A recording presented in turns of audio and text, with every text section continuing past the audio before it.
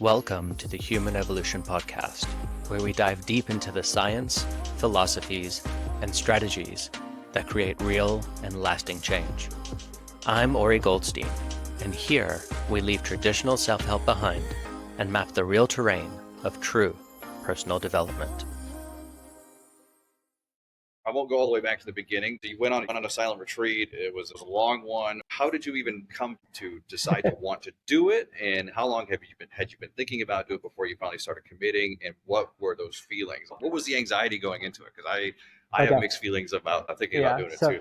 So, let's just rewind a little bit, and I'll try to make this as quick as possible. But we rewind back about 6 years ago when I'm Mr. Hypnotist that knows how to deal with the mind and everything else. And a friend of mine on a train going through Europe at some point in time goes, "Hey, Ori, have you ever tried meditation?" I'm like, "Oh, I'm a hypnotist. I don't do meditation." He's like, "Check out this app, the Calm app." And I'm like, "Okay, cool." And I download it and I start doing these 10-minute meditations, and they explain to you the difference between, they basically just explain to you mindfulness. And I really, really got into the idea of mindfulness on such a deep level in terms of the idea that you're like really just allowing yourself to become aware of your environment completely, which is fairly different from hypnosis. And I really got into the app. And from that point forth, I was doing my 10-minute meditations that then quickly became like 20-minute meditations, but never more than 30-minute meditation. Then a couple of years ago, my girlfriend and I got into Joe Dispenza, which his shortest meditation spans about an hour. His average meditation is about an hour and a half. And we went on 3 of his retreats just last year, basically just doing 60 hours of his meditation. And you experience so much change. I mean, it's the difference between learning French through like the Duolingo app or learning French by going into France. You know, it's going to be a very different world. And like going into that place and learning meditation from Joe Dispenza, who I think is one of the wisest people in the world today, you just learn that much more. And after the Joe Dispenza, we're like, so how are we going to up it now? And we're like, well, people talk about this 10-day silent meditation retreat where you do nothing but meditate, not even speak, you know? So we were like, okay, let's do this, you know, like, let's see what this is about. Like, let's give it a try. So that came about probably about 4 months ago or 5 months ago, whatever it was. And we found this Vipassana retreat in Georgia, which was the closest one to us. We registered and they let us in. And the moment that they let us in, my girlfriend is as excited as can be. She's like, this is going to be amazing. I get to be quiet for 10 days. Everything is good. And for me, I'm like kind of like doing a bit of research online. And the one thing that's always been one of the bigger issues for me is actually back pain, where I had a lifetime when I was young of doing martial arts and beating up my body so much that about 15 years ago, I ruptured a disc in my back. And ever since then had some level of pain. Obviously, it's gotten better with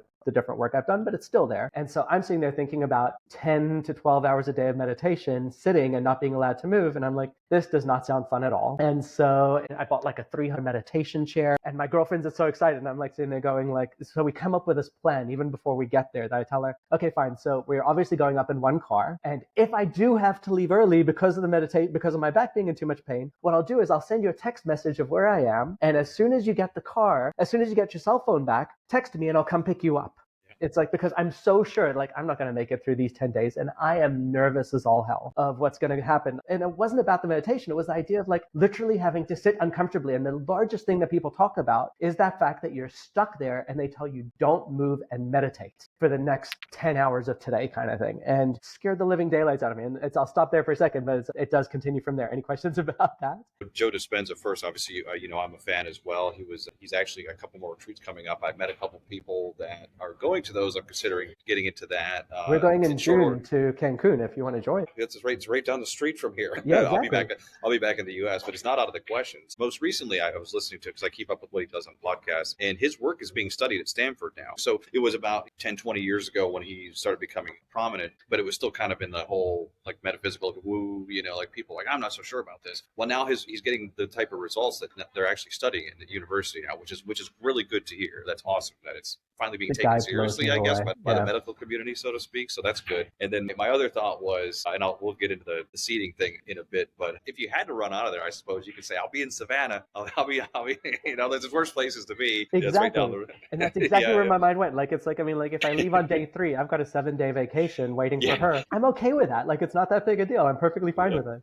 Yeah. But to your point about the seating, though, which is actually, I don't have a lot of aches and pains, but I don't like to sit for that long. Now, I know that when they say that, they don't mean like literally completely still. I mean, the human's body shifts around. But so they ask you to move as little as possible, literally as little as possible. So, okay. And then, you know, without getting into too much, I guess, the details. So you literally plop down for the day, you're on your No. seat, your chair, whatever you have, and you're just like, how is the day Yeah. structured? Like how are the bathroom breaks? Like how does that work? Exactly. Yeah. So it ends up being 10 and 3/4 hours a day. As I did the math on it. But basically, You're so just to take you exactly. counting in So your head. to take you through the general schedule, 4 a.m. someone comes through the place with a cowbell ringing it to wake you up, and that's just how you wake up, and you're I just love kind it. of like, So the first meditation starts till I believe it is. You can choose to meditate in your room or in a meditation hall, which is the one place that men and women are together. All the rest of the place, the men and women are completely separated, but it's a men's section and a women's section, and right in the middle is where the assistant teachers, and I'll get into that in a minute, but where the assistant teachers sit, and if you have any questions or anything else, but you just generally watch them. So 4th to 6th, it's your choice where to do it. I always went to meditation hall because I knew well enough that if I didn't, I would fall right back asleep.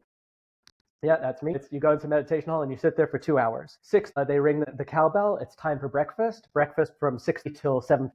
And there's a few stories about that I'll get into. And then you got a bit of free time. And I think 8 o'clock, the first group meditation starts where they insist everyone comes to meditation hall together. And then that goes on for an hour. And then after that, then they say, okay, fine, now you can go to your room or stay here and meditate. And that goes from 8 till 9 or 8 till 10, whatever it is. 10 o'clock, there's lunch where they just give you a lunch from 10 till 10:45. Then from 11 till 1, you just have some free time. And then it just keeps kind of like alternating like that. And then there's 3 times that you have to be in the hall for group meditation. And the rest of the time, they might sometimes ask you to stay in the hall. They'll be like, beginners, please stay in the hall so you can talk to your assistant teachers. But other than that, they're like, you can stay in the hall or go back to your room. And your average meditation spends 1 to 1.5 hours. So you've always got a break between them. And then in the evening, from 6 till 7, you have your own quiet meditation where you can do it in your room or in the hall. From 7 till 8, you watch a video of the teacher, and we'll get into that in a minute. And then from 8 till 9, you do your group meditation together. And then you end at 9 p.m. and you go back to your room to go to sleep, and you are out for the night. You're gone until cowbell at 4 a.m. all over again. So obviously silent retreat. Now, is it a silence? Because when you say like you talk to the teachers, are you allowed to actually interact with them, or are you writing things down and passing notes back and forth? Like what's the deal? So the way it works is it's obviously you're allowed to talk. No one's going to put tape over your mouth. They just say Right. to you, for the sake of being fair to the other people that are taking this very seriously, what they call it is noble silence. Choose to be silent. If you have a question for the teacher, there's going to be certain times during the day where you can actually approach the teacher and you ask 1 or 2 sentences and allow them to answer. And then there's also course managers, one man and one woman, real issues like something going on in your room or something that you absolutely need. You can always talk to your course manager and basically tell them what's going on. But again, because it's noble silence, you for your own sake choose not to talk to them unless you absolutely have to. So over the course of the retreat, I think I spoke to teachers 3 times, aside from the moments that they asked me a question when you're asked to stay in the room and they ask you how you're doing with your meditation. I think I spoke to teachers 3 times and the course manager also about 3 times. And each time it's like a 1 to 2 minute interaction. They don't throw you out the door, but it's like it's generally just as a group, everybody like they're mindful of each other and like, hey, I'm just going to keep this to as minimal as possible, which I got to understand. I do believe that they would throw you out if you specifically were difficult about it. Like if you were going to be the person that wouldn't shut up, they'd be like, look, you're obviously not taking our rules into account, and they would kick you out. But aside from that, they're like, look, I mean, talk if you have to, but please just respect the fact that other people are here because they don't want to, because they want to take this seriously.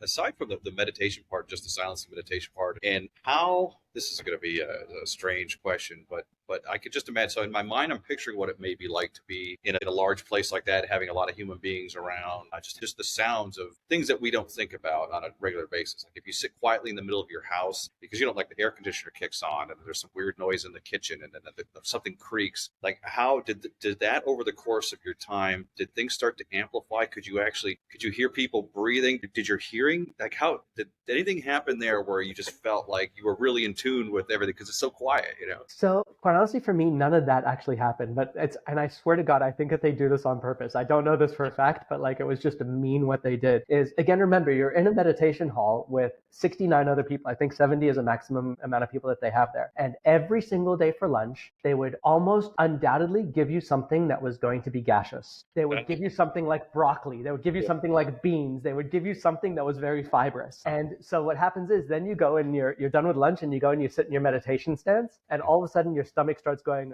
the voice in your head never shuts up for a split second, unfortunately. So like I can't get to that place of like absolute silence. And you still hear, like, I mean, you hear people walking, you hear people coughing, you hear all those different things. I can't say any of that really happened. I will get into the other specific stories, but the one thing that I will say happened is once you start releasing some of the emotions, like it was in the middle of Georgia on like, I don't know how large the land was, like let's just call it 50 acres. And it's also in the middle of nowhere. And so the one thing was you just had this beautiful night sky with almost zero light pollution. And so the one thing that always struck me to the point of like almost tears again was like walking out after the meditation in the middle of the night, looking up and just seeing the beautiful moon and the beautiful stars. And like, I think 3 different days I saw a shooting star, and just like, you're just absolutely in a sense of awe. But it's more about the fact that you're just in a beautiful place once you actually get past the bad stuff, that you just become more aware of these really beautiful things. Or you're walking through your nature path and you see other people saw deer. I only found out about that at the end of the retreat, but like you see hawks soaring or you see beautiful birds and you got nothing better to do. So you sit there and you watch them and you just like, you're quite in awe of it. Yeah, you really get like, I would imagine like not just senses wise, but just feel more in tune with it. No distractions, so to speak. There's always a distraction, like you said. There's a maniac in here, so it's gonna keep. God, yeah. It's gonna keep. It's like Sam Harris says. It's like your inner voice. It's like having somebody come in the front door of your house and follow you from room to room, shouting, and just you can't do anything about it. I never heard Sam Harris's description like that, but that is so accurate, right? Yeah. So you're there for I forget, it's 10 days. I know you told me 10 days, 9 days of silence, and then the 10th day is kind of like a integration day. Let's get you back to society kind of thing. So the 10th day, it's right after the morning meditation. They allow you to speak, and you start speaking to the other people, and like it's just to share this little moment with you. So the moment that they allow you to speak, like you kind of walk out and everyone's kind of like vibing, like, "Ooh, I'm excited, let me talk to someone." And I must have had like a 3-minute conversation with this guy that I've obviously been seeing for like the last 9 days, and my throat felt scratchy because it wasn't really used for like the last 9 days. And what it was whispering to the teacher kind of thing, you know? It's like my throat felt scratchy, and after like 3 minutes I was like, yeah, this was a good conversation, I'm gonna go lay down in bed, this was too much for me. I'm exhausted. Yeah, this is just too much. Like it's not even exhausted, it's overwhelmed. It felt like to me, it's just like after 9 days of not talking to anyone, it's all of a sudden like having a communication, your brain is almost like having to readjust. And then the next day, the interesting thing is Joy, my girlfriend, and I, we went off to Savannah. We were spending a day in Savannah to reintegrate, and we go to the breakfast place to go get some breakfast. And as we're sitting there, it was actually, the next day. As we sit there, like just a bunch of teenage girls came for breakfast the same day, and they're just sitting next to us speaking, and they're just kind of like laughing with each other, kind of like talking boisterously. And Joy and I are like sitting there going like, can we please go? Like, why do I have to talk so loudly? This is terrible. Yeah. It took a good like 3 days to get back to like normal life and be okay with like all the noises around you all the time. There's this thing called in popular culture now called monk mode. It's where it's like a bro science thing where like guys will go off, and let's say somebody wants to become a copywriter or something. Well, they'll go off somewhere. Like I came to Mexico and I locked myself in my apartment kind of, and I'm gonna learn this one thing, and I'm not coming out until I do. Now, of course, I went to stores, I went out to eat, whatever, but there's this thing where people do that, monk mode, whatever, it's a stupid phrase, but they found that when people do that for any length of time, they have a hard time, their social skills just kind of like, because you get used to being on your own, which is not a bad thing, but I think there needs to be a balance. You can't just be completely away from human beings, and then sometimes human beings can be too much. What's interesting about what you went through is that you were surrounded by people all the time. You just weren't talking. So that's got to be just an interesting feeling, like having the vibration of all the other people around. Those are stories I want to take you through.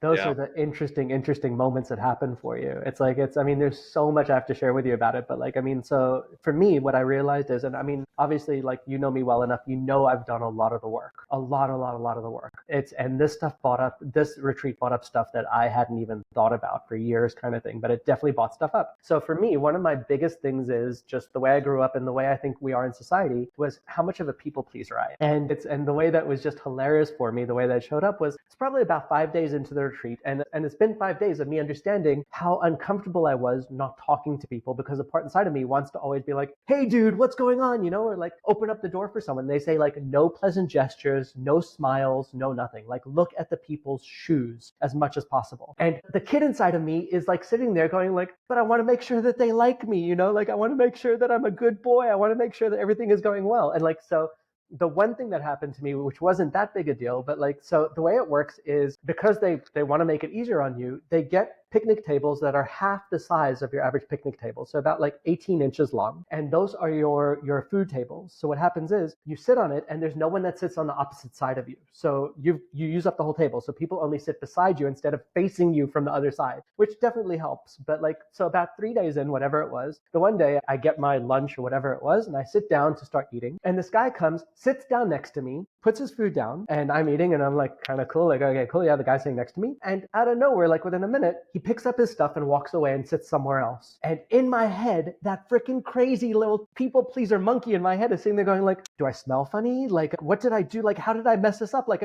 I didn't even say a word. Like, what's wrong with me? And you realize like how much social conditioning you have inside of you. Like the guy probably wanted to sit somewhere else. It has nothing to do with me, but my brain did not allow that to happen. This guy's chewing too loud over here. I gotta get out of here. Those are thoughts that go through your head.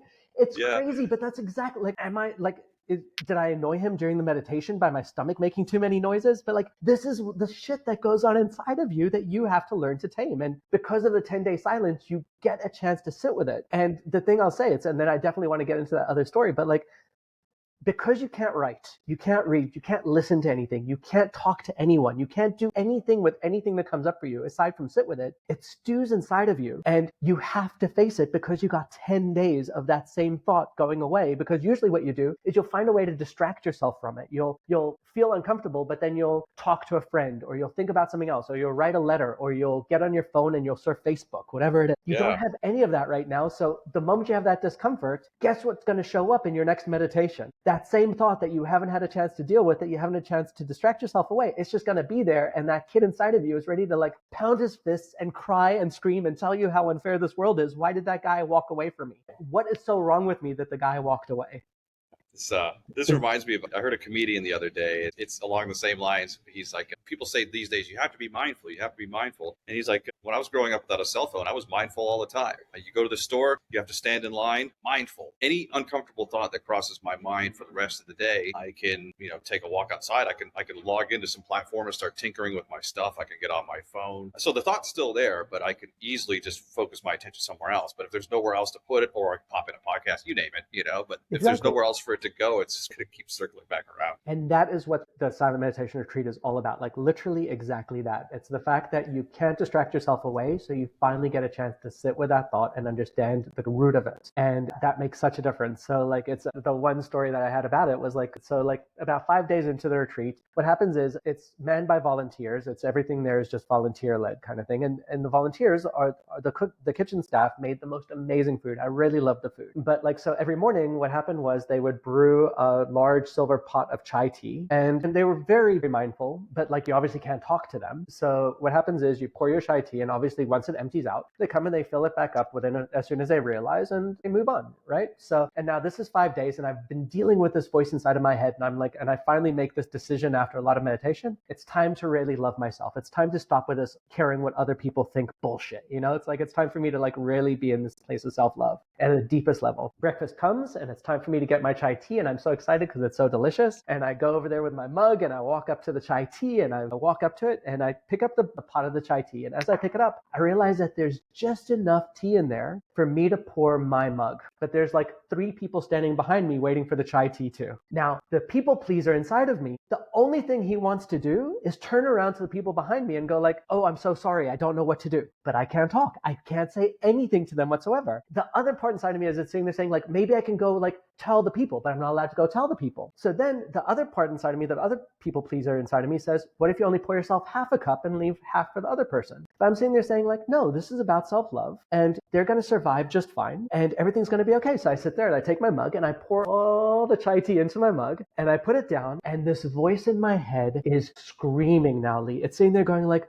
you're such an asshole. I can't believe you did that. Like, oh my God, what is he going to think? And that was my big voice in my head. My consistent record was, what will they think? And in that moment, I had a chance to finally sit there with that voice and say, what is he going to think? And I'm like, what is he going to think? He's going to think, oh shit, no chai chai tea, everything is okay. But that was my Goodwill Hunting moment, that I got a chance to be the Robin Williams to myself and sit there saying, everything's going to be okay, even though you finished the chai tea. You don't need to make everyone else happy, and you don't need to accommodate for every other person's feelings. You get a chance to do what's right for you. And I walked away feeling like that there were daggers in my eyes, in my back, the moment that that guy picks up the pot and realizes that there's no chai tea left. And I just sat there saying, like, he'll wait 5 minutes and he'll go get his chai tea. Like, but that kid inside of me was so afraid of that specific outcome until I finally had a chance to have him get used to it and not be able to apologize, not be able to say sorry, not be able to go get more chai tea for the person. Just sit with that outcome and say, you're going to survive even though this bad thing is happening to you, this terrible thing that you see of someone not liking you for a moment. And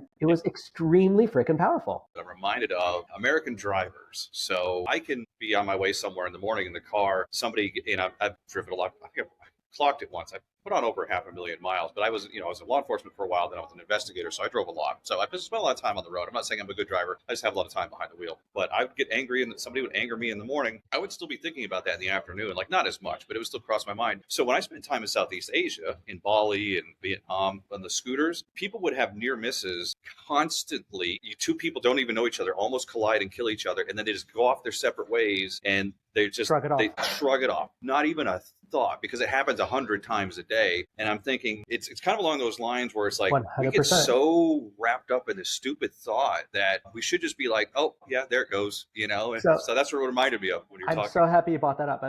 Because this retreat is all about what he's basically teaching you is a concept of Buddhism, which is the idea of always being equanimous with whatever happens to you and just letting it go and understanding that every single moment is very fleeting. So there's an old Buddhist parable of exactly this. So an old Buddhist monk and a young Buddhist monk are like walking along a riverbank. And as they're walking along the riverbank, they see a woman that needs to cross the river. And she can't get across. And the young Buddhist is kind of like just fidgeting a bit. And the old Buddhist just goes, picks her up in his hands, walks across the river holding her, and puts her down on the other side. And then goes back and they keep walking. And they just keep walking. And about an hour later, the young Buddhist finally says to the old Buddhist, is like, Master, I need to ask you something.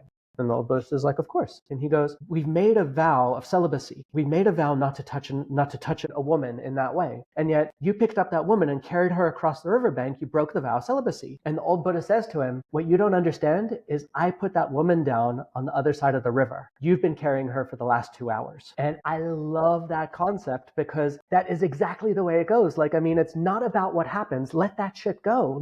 Bad shit's going to happen. You're going to do weird shit. You're going to do so many things. It's the stewing in it that makes it so terrible. It's the fact that you can't let shit go, the fact you're not equanimous about it. And that's what this retreat kind of like forced my brain to kind of get into. It was roughly about like the 8th day of the retreat. And it's what you start learning about and there's so many other things to share, but it's what you actually, the meditation practice that you learn is basically, it's becoming aware of every sensation in your body. And you scan your body from top to bottom, basically in 2-inch little pieces, kind of like just moving through your body and paying attention to any sensation you have anywhere and sitting with that sensation. And as we said, just kind of like becoming equanimous with whatever you feel, not making it into a strong emotion or anything else. And so I've been doing this now for the last 8 days, whatever it is. And it's the 8th day of the retreat. And it's the 7 till 8 o'clock moment 6 to 7 o'clock moment where you're doing your private meditation. Then there's going to be the discourse from the teacher, and then you're doing the group meditation. So I'm scanning my body. And as I scan my body, I get to my throat, and it's something I felt for like the last few days. I get to my throat and I start feeling like a tightness in my throat.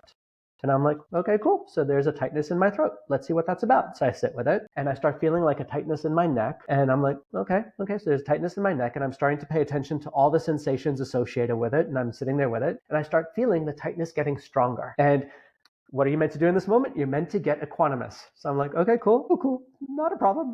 Okay, fine. So there's a tightness in my throat. It's getting stronger. Okay, it's trying to feel like someone's strangling me. Okay, cool. Let's just sit with it. It's like, and even when I tell you right now, it's crazy, but I actually feel the sensation again. And It's getting super, super tight right now. And it starts getting to the point of like, my tongue starts feeling like it's swelling in my mouth. And I start feeling like I'm not going to be able to breathe. And I'm sitting there going, just be equanimous with it. Just sit with it. Just be equanimous with it. And I start feeling like my heart pounding. And I start feeling like all this crazy feeling of like, oh my God, I can't breathe. And then I start thinking, shit, I forgot how to swallow. And I start feeling like the saliva accumulating in my mouth. And I'm sitting there thinking to myself, like, I don't know how to swallow and I'm going to choke on my own saliva. I'm going to drown sitting right here in front of all these people. I'm going to drown sitting here in front of all these people. And I'm sitting there with the saliva in my mouth and the tongue feeling like it's swelling. And now it starts feeling like someone's actually like strangling me. like literally strangling me. And I start feeling like this strong sense of, oh shit, I'm going to die.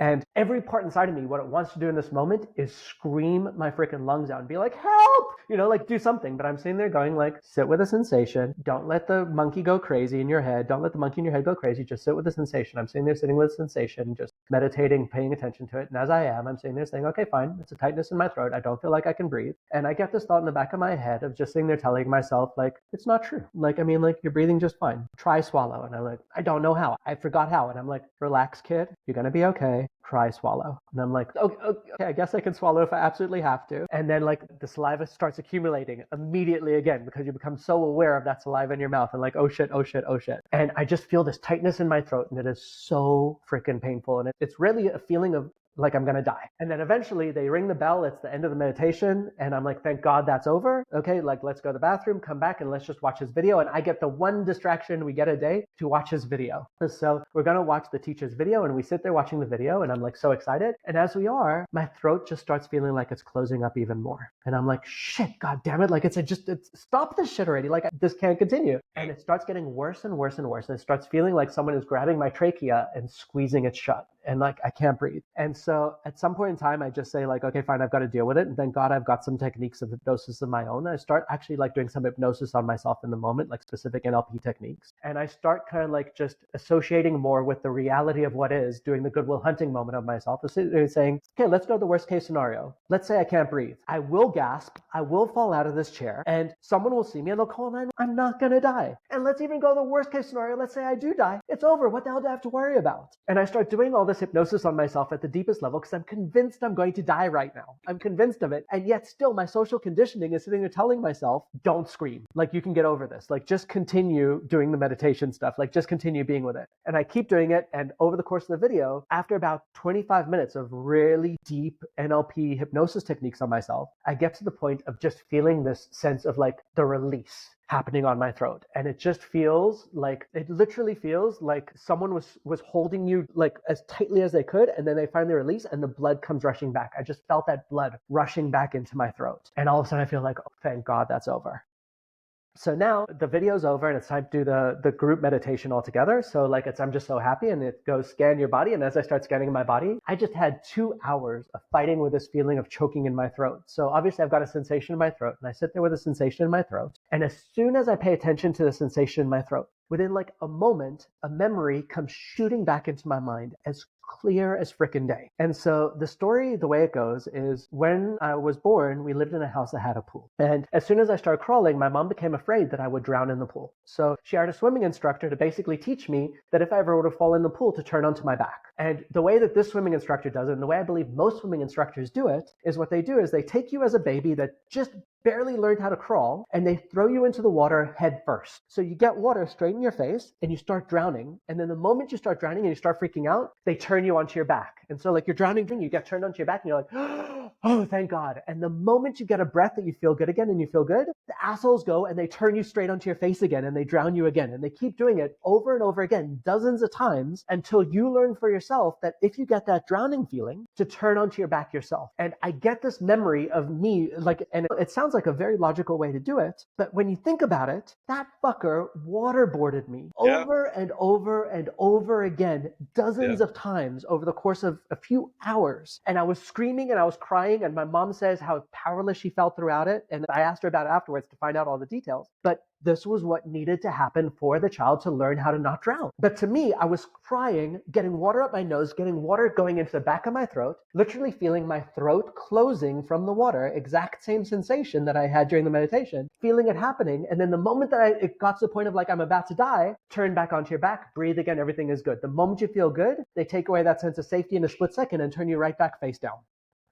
And I get this memory and I pack out crying, not like as a 45-year-old man, but as like a little kid. I'm shaking, I'm crying, and I feel my throat as I cry just release all this energy that was trapped inside of it, literally for 45 years. However old I was, 6 years old, 6 months old, 9 months old, whatever it was, that sense of feeling like I was drowning was trapped inside of that body as a trauma stuck in the body. Literally, the body keeps the score and my body held on to that. And I feel like the shaking, I feel it release, I feel like this sense sense go up through my head like electricity moving through me, that I finally release this enormous, enormous trauma. And I'm crying and I'm shaking, and then finally the bell goes and I'm kind of like, okay.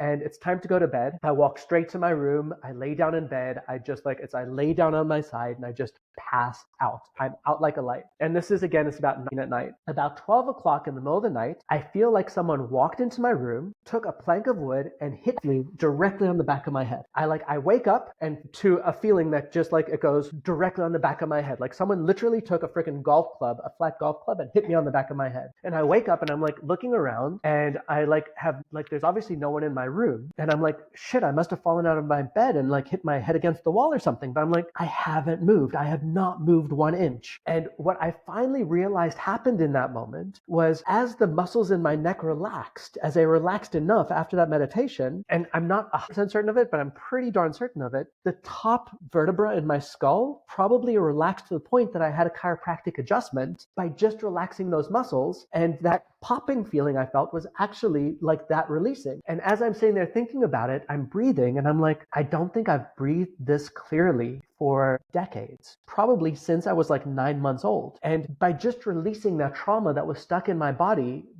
released it. And all of a sudden, that tension I had that was stopping me from breathing went away. And it was just such an intense, amazing, crazy experience. And again, I'll tell you again, feeling that tension in my throat over the course of the last 45 years, I'm sure I've had those moments. But anytime I had that moment, what I would do is I'd find a way to distract myself. I'd try to tell myself to calm down. I'd call someone. I'd get on Facebook. I'd get on Twitter. I'd do something to just forget about it. Because I was there and I had no way to get away from it, I had to face that sensation absolutely head on. And doing so, I healed a trauma that was stuck in my body for like 4 decades.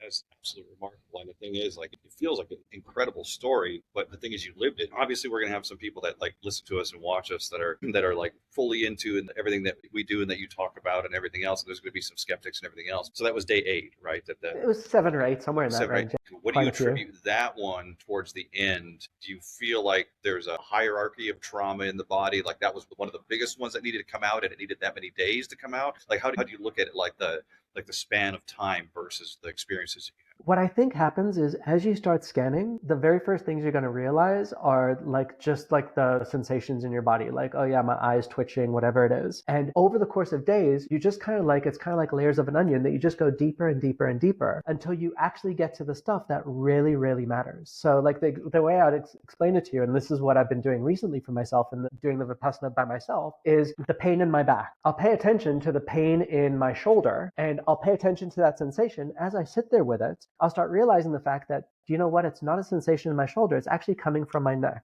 And then I'll pay attention to the sensation in my neck and I go, oh, do you know what? It's actually from my mid-spine. And as you start tracing it back, you finally get back to the actual cause of what's causing it. And in the same way, the sensation in my neck and my throat, it started off as a tightness in my jaw. And then it went to kind of like a twitching in my eye. And then it went to like a pain in the back of my throat, to all the way to that tightness in my throat. So as you deal with this one, the next one shows up. As you deal with that one, the next one shows up. And then you eventually get down to the actual true root cause. It's symptoms versus a specific situation that's causing it. I know people be interested in just the actual logistics and everything of the day and how, we described the meal patterns, the schedule. You were in silence or relative silence with your own thoughts all day without any distractions. How did you sleep after being in your own head all day? It was really, really interesting. And I will attribute this they tell you not to do it.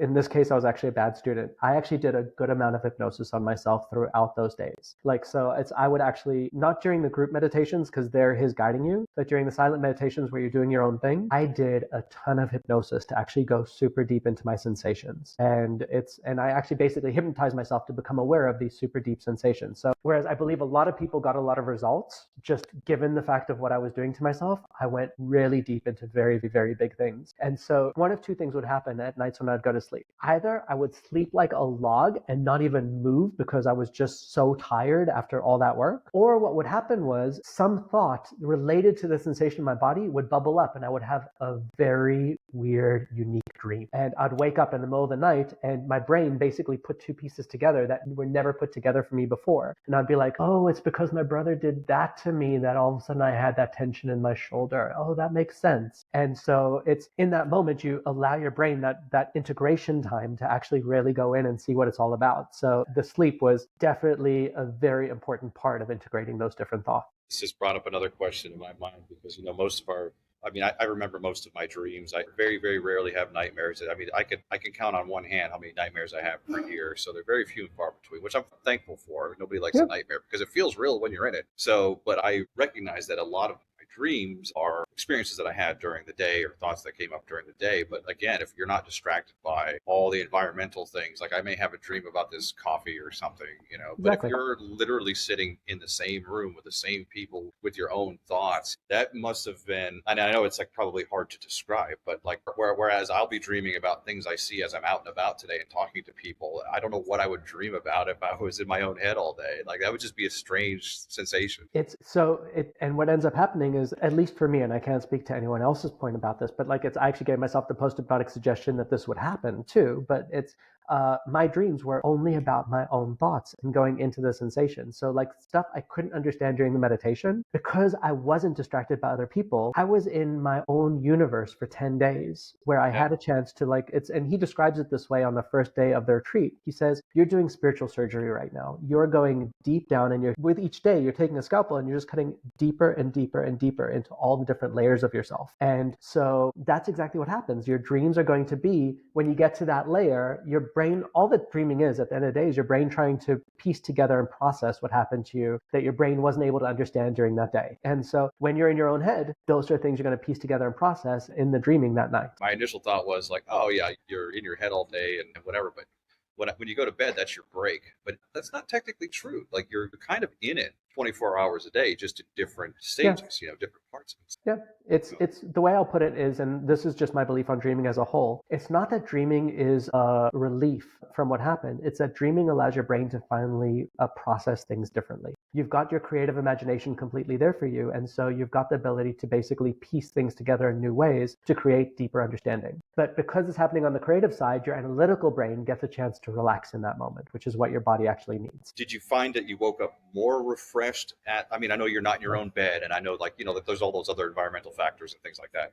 But did you find that you kind of woke up and you felt like you slept deeper versus being at home maybe and having a day full of all this distraction and all these other things? Yeah.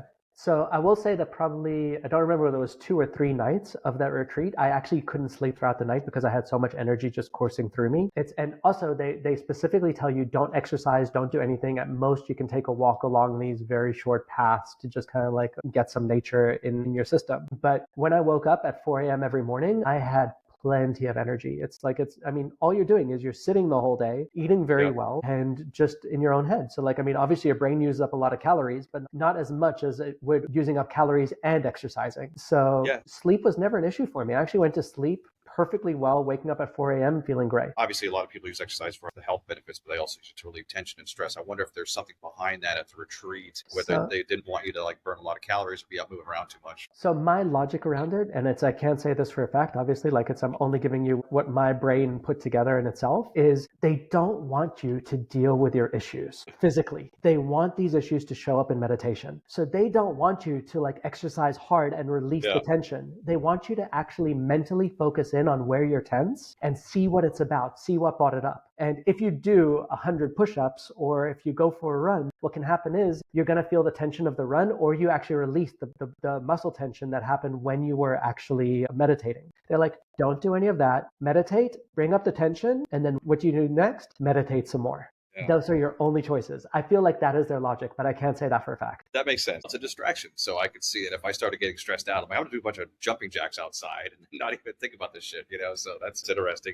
How do you feel about the time it took you to kind of start releasing things? And then when it was time to go, I know you mentioned that you said I could have become a monk, but do you feel like there would have been more benefit for a longer stay? So personally, I think that the amount of days was pretty perfect. And just given what went on for me, which was very different from what went on for other people, I would have been happy staying on for 10 more days, and I would have loved to have seen what else would have come up for me. But it really was because I was getting excited about the stuff that was coming up and dealing with it. For other people, they were just longing for this thing to end finally, and 10 days was enough for them. It's like, so I think it really is for each person, but I think 10 days is long enough to really get really, really deep. For me, like I told you, like by day 8, I was ready to become a monk. It's and like just be like, forget everything, like give me my robes. But 20 days for me would have been pretty freaking amazing. I don't necessarily think it's necessary, but 20 days would have been pretty amazing.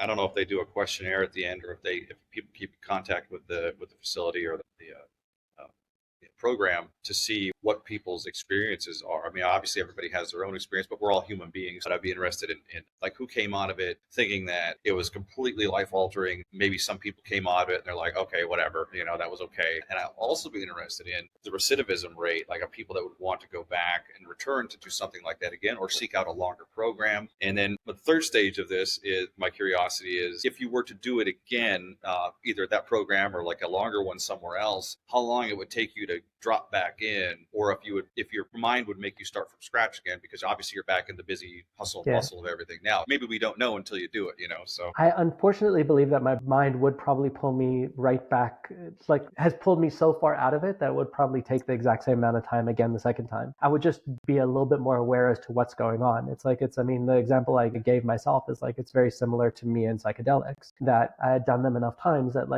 at this point in time, you know what's going on, but every single time your brain in that moment is going to mess with you in whatever way it messes with you that time, kind of thing. But in terms of, I would love to get the research about things like how many people come back, what kind of results they had, etc. The one thing I definitely do want to state, and it's only fair to say, is I had an amazing experience that I'm talking very highly about. But when I got back, I messaged a friend of mine. He sent me a podcast about 2 girls that went and basically had psychotic breaks. And I can also see that is very possible because, like we said, to me, this is almost the Marines of meditation. It's not necessary for everyone to go that deep. And for some people, it may not even be healthy.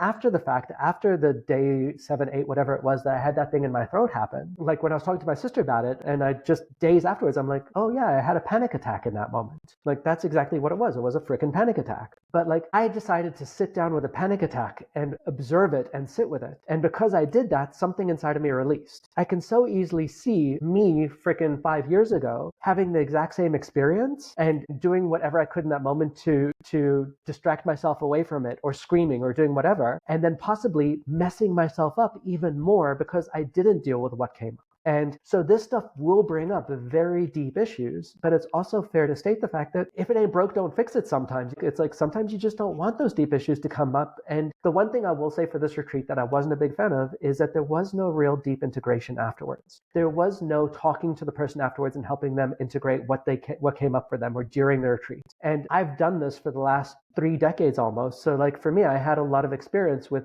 dealing with the things that came up for me. But had I not done it, I wish I would have had a me to actually sit there talking to me about it and go oh, this came up for you. That means this. Let's focus in on this. Let's do this next. And if you don't have that, these 2 girls unfortunately did have psychotic breaks. And I could understand how that could happen. It's not to say that happens to everyone. Thank God it happens to very few people. But you are going deep, and there's no 2 ways to look at it. You are going through an operation, and it can definitely be pretty intense. Sure. This is just dawned on me now, talking about these types of things for so long that sometimes I forget that you went into this with all of your background, history, and experience, knowing, and you still got messed up a couple times, and you knew, oh yeah, you're the guy, these things. So imagine some complete novice who's new or relatively new to some of these things, who may not, things come up and they can't identify oh, this is happening now. I need to work through this. I wonder what the percentage of people who are just new to meditation, or somebody like yourself that has all these years of experience with, therapy and everything else. I wonder how that breakdown is. Yeah. I really don't know. I definitely don't want to kind of pat myself on the back here in any way and say I'm better than anyone else, because I'm definitely not. The only thing I've done is I've gone deep on myself multiple times. And so what I believe happens for a lot of people, which is exactly what I believe Goenka, the teacher, wanted to happen, is you don't need to go as deep as I did. You don't need to go into the middle of a panic attack on your first retreat. You can go there over the course of 10 years. And as long as you're moving forward, you're doing great. I accelerated my program by doing hypnosis on myself, etc., but may not always recommend that to everyone because it definitely will bring up stuff that much faster. There's also something perfectly fine with sitting with that tightness in your jaw for a month and then realizing that also creates a twitch in your eye and sitting with that for 3 months. And then when you finally get to that thought in your throat, you slowly bought up a bit of the memory here and a bit of the memory there, and your body actually deals with it a bit better. There's no reason why this needs to be as intense and crazy as it was for me.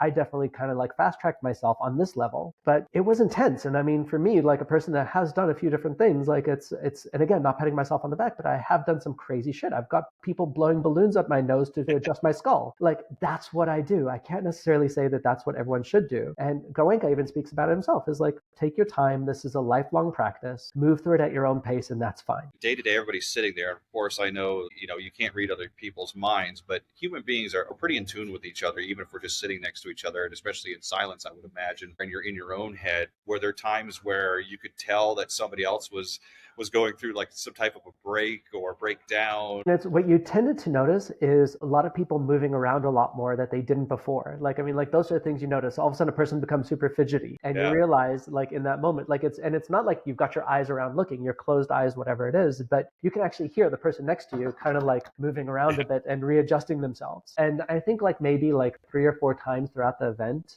throughout the 10 days, I did hear some people break down crying and things like that. Or you would hear things like weird breaths, like kind of thing that you knew that something was going on. But as much as possible, like all I did was I would just kind of like wish them well, knowing that this is their journey and that this was a great thing to have happen for them, and just kind of like said like, okay, fine, that's their journey, let them have it.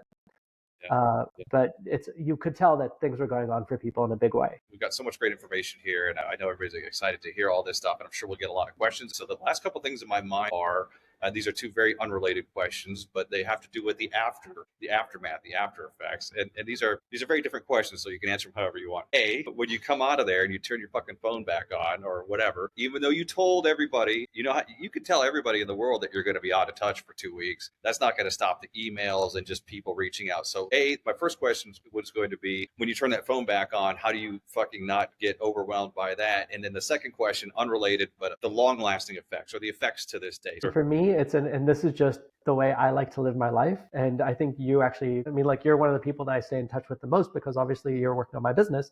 I finished the meditation retreat and I don't think I even texted you for the first 2 days. Right. So what I did was like, specifically for me, I turned on my phone. I knew people were trying to get a hold of me. I knew what was going on. I obviously called my mom and sister to tell them that I was okay, but that was even a day after the retreat finished. And they understood. And my logic was, if someone needs to get a hold of me and it's important, I'll see it in a text or something like that, or it can wait for an extra 2 days. Like, it's not that big a deal. It's like, so I gave myself that sense of joy of sitting there saying like, I went through a lot, and right now what I deserve is just enjoy Savannah and spend time with my beautiful girlfriend. And I'm just going to like sit here, hold her hand, walk on the river, and have these beautiful deep discussions with her. And then every once in a while, when we were like in a cafe, I'd look through my text messages, see if there was anything major that I needed to answer. And if there wasn't, I just left it as unread so I could go back to it when it was necessary. But I'm like Mr. Inbox Zero, and all of a sudden like you go back and it was literally like at least like 2 non-spam messages that I had to go through. And it's just like, and I just told myself, like, I mean, if it takes me 5 days to go through it, if it takes me 50 days to go through it, so be it. But like within like 5 days or so, it was back to normal and everything was good. And I'd spoken to people I need to speak to. And then obviously like you get together with your friends and they all want to hear. And so you tell the same story 1,000 times over. Yeah. And that was it. It was all good. It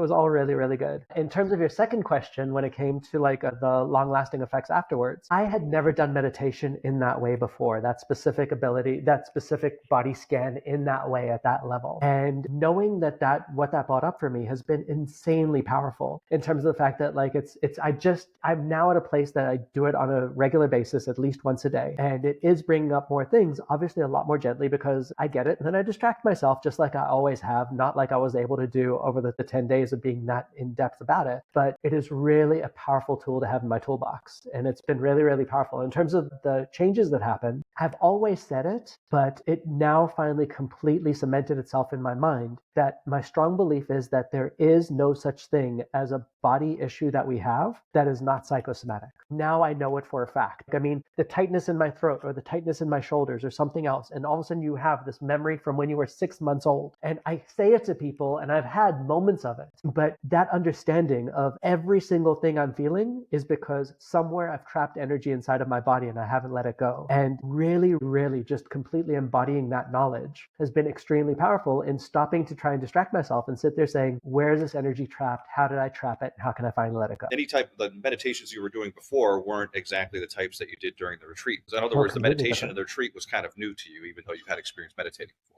Yeah, very much so. I mean, like I don't know if I know you're obviously into Joe Dispenza. I don't know if you've done his meditations, but like Joe Dispenza's meditations, for example, are the exact opposite of what they do at this retreat. Joe Dispenza is all about see the future you, be the future you, and step into it and completely forget about any issue you have right now. And I'm saying that very tongue in cheek. I mean, his much deeper than that, but his all about step into the future self. Whereas this is really step into who you are today and pay attention to the sensations in your body at a microscopic level and really, really see where they come from. And then when you get there, dig deeper. And when you get there, dig deeper until you realize that every single one of these is just a fleeting moment and a fleeting emotion for you. So very, very different. And then mindfulness as a whole is like, yeah, pay attention to your body and see what's going on. Hear the sounds that go along, whatever it is. Much closer to Vipassana, but not necessarily as deep as this meditation took. I think if one were to say, what kind of meditation should I do? I would say, do them all.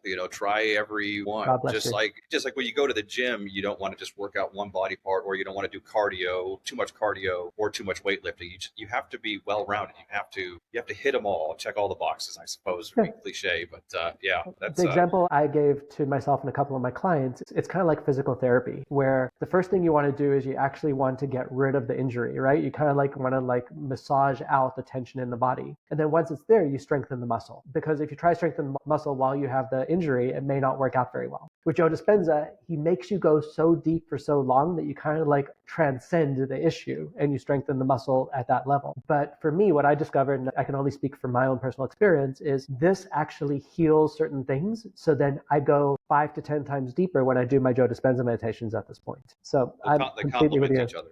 Absolutely. Yeah. I can't tell you how much information I gained from this, and I was familiar. So I hope this will be useful for whoever watches and listens. I feel like we've covered everything that was on my mind about the retreat and about the questions that I had coming from my level of awareness about it. Is there anything else that you can think of that you wanted to add to the conversation? I think that we really did cover everything. I mean, it's obviously what I like to believe is over our future conversations, even if they're not about the retreats, I want to share with you will probably pop up. But it's just more understanding as to what the retreat did for me, did for Joy, for example, and things like that. And then the things I did from it. I think that the big thing for me that I want to share is it was extremely powerful. And at the same time, I'm neither going to recommend nor not recommend. I think that it's very much a personal decision to make. And I want everyone to really understand that this is a very powerful tool. And the way that they do it is so beautiful in the fact that it's all donation based. So even if you don't have a penny to your name, you can go there and be treated I wouldn't say like a king at all by any stretch of the imagination, but be treated very well, have all the food you need to only focus on yourself for 10 days.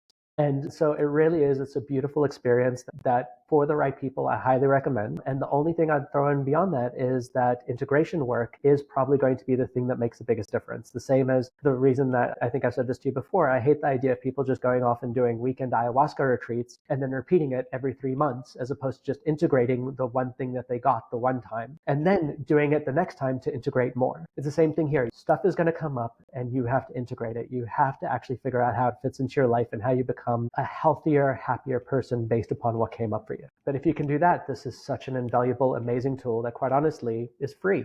And on that note, I don't like free things because I'm conditioned now that the more I pay for something, the better it's going to be. So that objection has popped up in my mind. Now, obviously, I know better, and you were there and you enjoyed it and you had a good experience. So I'm all in on it. But for the skeptic that may say, "Oh, I don't know, it's free. Is there a bunch of weirdos there?" Not to be disrespectful. How are the conditions? You said the food was good, that the lodging was okay, because that is going to be something that somebody would ask. So obviously, Joy and I were driving up to this meditation retreat, and that's how we were going to go there, right? So we're driving up, and as we're driving up, the way that the meditation retreat works is it's not really free. They offer it to you completely for free. And his logic about that is they want you to get into a place of feeling indebted to the people that are doing all these things for you, to literally feel indebted to the person that spends all their time making that food for you, to feel indebted to the assistant teachers that are sitting there and offering you the counseling that you need, to feel indebted to the place that gives you a place to sleep and a beautiful meditation hall and everything else. And then at the end of the 10 days, they say, and only at the end of the 10 days, they will not let you do it beforehand. You can then choose how large a donation you want to make based upon the experience you had. So you can allow them to make it free for the next group of people. So, and in a way, you're kind of like paying for your experience after the fact based upon how much you want to help other people and how much it meant to you. And so as we're driving up to Georgia, Joy and I are sitting there talking, and like I just kind of like I ask her the question, you know, I'm like, so how much are you thinking of donating at the end, just to get an idea in mind? And like we both come up with a number, and we're both pretty happy with it, whatever it is. And we got, okay, yeah, that's roughly what I was thinking too, right? Like, I mean, is it going to be 10? Is it going to be 100? What's it going to be, you know? And so we have a number in mind. You get there, and we get there at 4 p.m. and the Vipassana retreat starts at 8 p.m. So we get there at 4 p.m. and then we got 4 hours to like walk around, talk, spend our time together, whatever it is. And we register right away. And as we register, it's like I register for myself, and they say, Ori Goldstein. They go, okay, cool, you're in bunk room B. And I'm like, okay, cool. Does that mean I'm sharing with anyone else? They go like, no, you don't have to share. I'm like, okay, cool. And so I go and I walk over to my place and I bring in all my luggage, my 300 meditation cushion, all that stuff, whatever it is. And it's literally a bunk bed, and it's a double bed, and I just have the bottom, and no one is sharing with me. And it's a small little room with like it's sparse as can be, but like, I mean, it has a bed, and it's got a lamp, and it's got an alarm clock and all those different things. And they ask you to bring your own sheets so you can actually cover the bed with your own sheets and stuff like that, and your own towel and your own slippers and things like that. Okay. And the way that my place is set up is that it's 4 rooms of bunk rooms. Then in the middle, there's a communal shower and toilets. And then on the other side, there's another 4 rooms, and those are actually shared bunk rooms. And so after the fact, after the 10 days, I discovered that 10 to 12 people that were staying in our little group. And so as I'm checking it out and I see what it is, and I see the toilets and everything else, and there's a little poster there, like a little laminated piece of paper, asking people to sign up for what days they're going to volunteer to clean the toilets and the showers. And I'm like, okay, cool. Yes, I've got to clean the toilets. Not exactly what I was intending to do on a Vipassana retreat, but so be it. You know, like life is good. You got nothing else to do all day. You can't talk to anybody. Right? Might as well scrub a toilet. Clean the toilets, right? Yeah. So like and obviously I'll do that another time, but like I saw what it was, and that's what it was. And I'm like, okay. And like, I mean, everything was clean enough. I mean, communal showers, communal toilets. Okay, fine. So now Joy got her room, and we're still allowed to talk. So I go over to go see her room. She has this beautiful suite. She has a bed with a nightstand, her own private bathroom. She's got what's called a meditation cell where she can go and meditate completely by herself. And I'm looking at this and I'm like, God fucking damn it. God fucking damn it. And another thing that happens to me at that moment in time is like, as we sign up, I talk to our course counselor, whatever they're called. I don't remember the name right now. It'll come back to me in a second. The one person that you're allowed to talk to. And I tell him like, look, I'm really worried about back pain. Can I please get a chair to sit on as opposed to just sitting on my pillow? Because I think that will really help. And he's like, yes, I'll talk to teachers and we'll organize that for you. Perfect. 8 o'clock comes, meditation starts, and I go into the room to meditate the first time, or maybe it was the next morning. I don't really remember. And I go and look in the room, and I realize that I don't have a chair. There's a little blue ugly pillow sitting there with the name Ori Goldstein on it. And like, there's nothing ugly about the pillow. It's perfectly fine. This is the monkey in my head sitting there saying all these things. It is really, really well appointed. But the monkey in my head is sitting there saying, how come Joy has that beautiful fucking room with that beautiful bathroom? And I've got to put my name on a freaking piece of paper to clean someone else's shit out of a toilet. That's right. Yeah. And she better donate more money to me. She's donating more money than me. I was sitting there saying like, screw them. I'm having the donation I'm going to give them at this point in time. And I go and I do the meditation, and I've got to sit on the pillow. And as I sit on the pillow, I'm like, my back is so fucking uncomfortable. These assholes. The voice in my head will not shut up. And it is loud and it is angry. It is so angry. But like, I mean, it is what it is. And then the food comes and the food's okay, but I'm like just annoyed. And at breakfast, I go and I catch the course counselor again. The one time I talked to him, and I'm like, could I please get the chair? The chair really matters to me. He's like, yes. I'll talk to the counselors. I'm like, okay, cool. Breakfast happens. I go for a walk, and I'm just like so annoyed with everything. And like, I go use the toilet, and obviously like there's a little bit of urine on the seat. And I'm like, assholes. Whatever can go wrong in that moment in my mind, I'm focused in on it on the tiniest little level.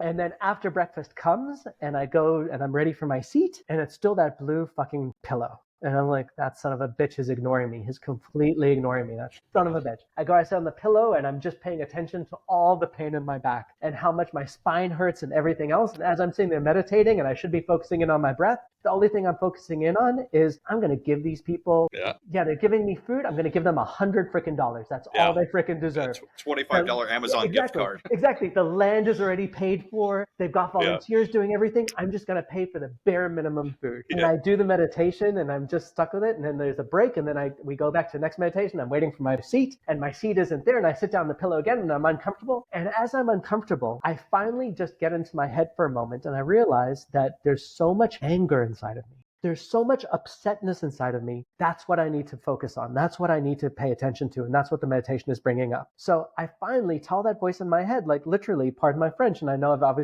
say it now, but I've been swearing the whole rest of the story. But I'm like, I tell that voice in my head, shut the fuck up. Like, you're here for 10 days, make it work. And the voice in my head is like, you don't understand how much back pain I have. You don't know what's going on. That voice in your head is going crazy. And I'm like, we're here, we're making it work. You're 45 years old, you're at a meditation retreat, you're being fed, you're learning something new, make it work, you little freaking crybaby. And I sit there and I meditate and I'm focusing in on it and the voice in my head still won't shut up. But like, as it won't shut up, I'm sitting there paying attention to all my mindfulness practices and I just do a little bit of hypnosis on myself and I finally tell myself, relax. And at some point in time, like over the course of the first 3 hours, whatever it was, I feel that release kind of like happening in my body a little bit and I feel like a little bit better. Lunch comes and the course facilitator walks up to me. He's like, I've set you up for a conversation with the teachers so you can ask them for the chair. That's what needs to happen. I'm like, okay, fine. And I'm like, and after lunch, I take my walk. And as I'm taking my walk, I'm still kind of like annoyed, but I'm telling that voice to calm down and the voice is feeling a little bit better. And then it's time for me to go talk to the teachers. And what happens is they're sitting in the middle and you go and you kind of like sit on a mat in front of them. And the guy's like, oh, tell me a bit about yourself, whatever it is. And I tell him and I say to him, so like, I really need a chair. I've got back pain. It's like, even like the last like 3 hours of meditation that have been pretty intense for me. The guy gets this big smile on his face. He looks me in the eye and he's like, of course, you need a chair. We'll give you a chair. We don't want you to be uncomfortable. It's for you to meditate. And something in my head clicked in that moment. And it was like, I've been telling myself this stupid story for the whole past day and I'm stuck in it. And I'm like, these people are good people. They're doing this out of the kindness of their heart. They're not doing it to make my life difficult. I've got everything I need. I've got 2 great meals a day. I've got a place to sleep. I've got everything I need. And I clean a freaking toilet. Like, I mean, who the hell cares? Like, it's very humbling to do that. And as soon as that kind of clicked in my head, everything about the meditation retreat inside of my head really, really changed. And whether you call it law of attraction, whether you just call it the fact that I just asked the guy for a chair and he said, of course. After lunch, I show up. I've got a beautiful chair. I didn't feel like, obviously I felt discomfort. I didn't feel any pain in my back for like the next 9 days. And everything about that retreat just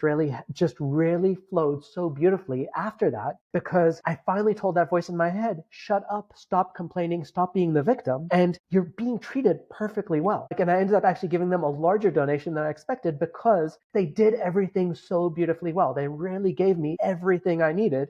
And yeah, I cleaned toilets one day, and so did 9 other people. And we all survived just fine. And that little voice in my head that said I'm too good for it, it's bullshit. It's literal bullshit. I'm just as good as anyone else. I cleaned a toilet and I survived just fine. And we all did perfectly fine. I'm almost wondering, no matter what the appointments would have been, no matter how nice things would have been there, if your brain wouldn't have found something to be angry about as just part of the integration. And I'll take it even one step further than that. And I remember we spoke about this on the first session, what Tony Robbins gave me, and I called it your emotional home. That you'll always go back to what your emotions managed to do. For me, like I told you, like that I earned all that money and all of a sudden I managed to develop anxiety over what am I going to do with the money? Because my emotional home was anxiety. And leaving this world, my emotional home, to some degree, I believe it's healthier than it was a year ago, but to some degree, there was that element of victim mentality inside of my mind. And so my brain figured out a way to feel like a victim, even though I could completely see the world from a point of view of, look at everything that they're doing for me right now. And so I definitely had to go through it. And I don't necessarily know if you would. I believe that it's a very natural thing, but you will find a way to get back to your emotional home. And what you need to do in that moment is really break that hypnosis for yourself and sit there saying, like, look at reality for what it is. And things are pretty freaking amazing. And break that hypnosis as often as you can to get to that healthier place inside of yourself. If we were doing a silent retreat at this Marriott, I'll find something to complain about. Don't exactly. worry.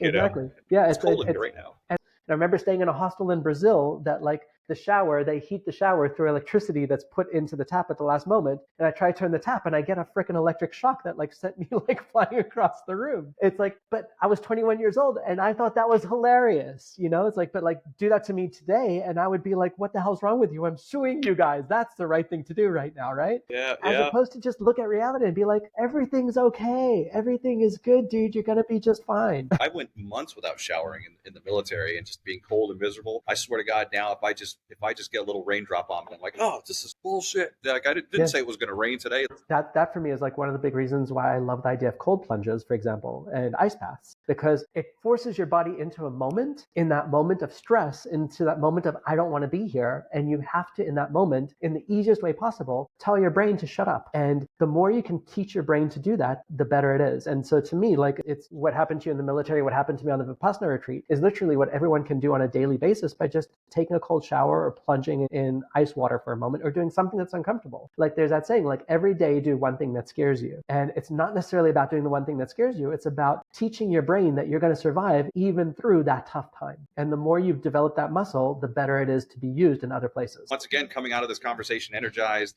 I think we touched on it all, but we didn't have to because we'll be back again. So I don't know if you have anything in closing, but that's great, man. Love it. As always, I just love the way you ask questions. It just flows so easily. So just thank you so much for that. But like, yeah, just a great conversation. Love it.